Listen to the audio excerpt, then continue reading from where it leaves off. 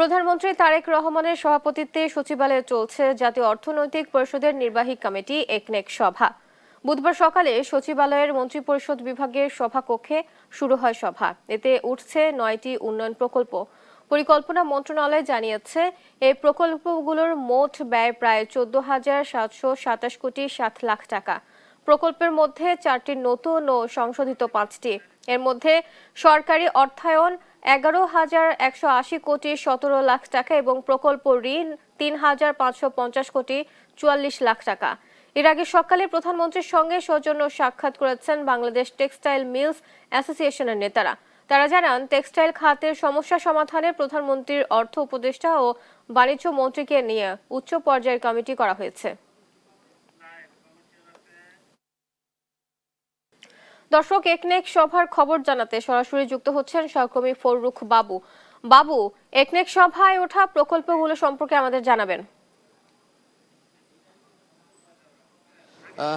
বুবলি, আপনি জানেন যে ইতিমধ্যে প্রধানমন্ত্রী তারেক রহমান তিনি একনেক সভা শুরু করেছেন এবং সেই সভার আগে তিনি যে এখানে বস্ত্র খাতে যারা ব্যবসায়ী রয়েছেন তাদের সাথে তিনি বৈঠক করেছেন। সেই বৈঠক শেষে আসলে আমরা যতটুকু জানতে পেরেছি, সেই বৈঠকে ইতিমধ্যে যে পোশাক শিল্প খাতের যে সমস্যা রয়েছে সেই সমস্যার সমাধানে ইতিমধ্যে সরকার একটি কমিটি গঠন করে দিয়েছেন। সেই কমিটির প্রধান রাখা হয়েছে প্রধানমন্ত্রী তারেক রহমানের তার অর্থ উপদেষ্টা, এবং সেখানে বাণিজ্য মন্ত্রীকে সমন্বয় করে একটা কমিটি গঠন করা হয়েছে। সেই কমিটিতে আসলে পোশাক খাতের বিগত দিন থেকে শুরু করে বর্তমান যে সমস্যা রয়েছে সেই সমস্যা বিষয়ে চিহ্নিত করা এবং সেই সমস্যার সমাধানের জন্য আসলে সরকারের তরফ থেকে সকল ধরনের পদক্ষেপ নেওয়ার কথা জানানো হয়েছে। এবং সেক্ষেত্রে আসলে ব্যবসায়ীরা তারা জানিয়েছে তাদের প্রধান সমস্যার ক্ষেত্রে রয়েছে যে জ্বালানি যে বিষয়টা রয়েছে, গ্যাস থেকে শুরু করে বিদ্যুৎ, এবং সেই সাথে আসলে যে ব্যাংকিং লোন এবং যে নতুন মার্কেট তাদের পাওয়া নিয়ে সেই সকল বিষয় নিয়ে আসলে সরকার কমিটি করা হয়েছে। এবং সেই কমিটি থেকে আসলে আসবে আগামী দিনে পোশাক খাতের যে সম্ভাবনার জায়গা, যা আসলে যে সংকটময় দিনমনোদি পার হচ্ছিল সেই সকল বিষয় নিয়ে আসলে তারা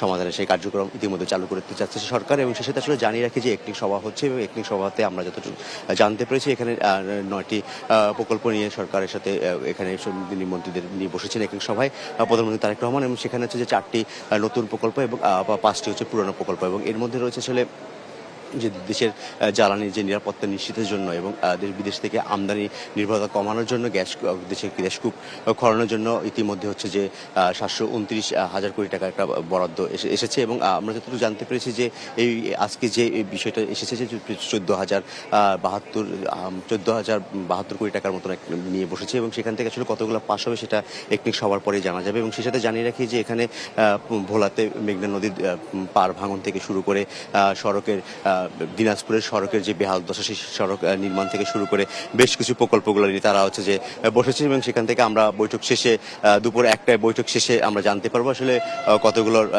মেয়াদ বেড়েছে এবং অর্থায়ন বেড়েছে কিনা, এবং সেই সাথে জানতে পারবো আসলে কোনগুলো আসলে আজকে একদিকে পাশ হয়েছে। বুবলি।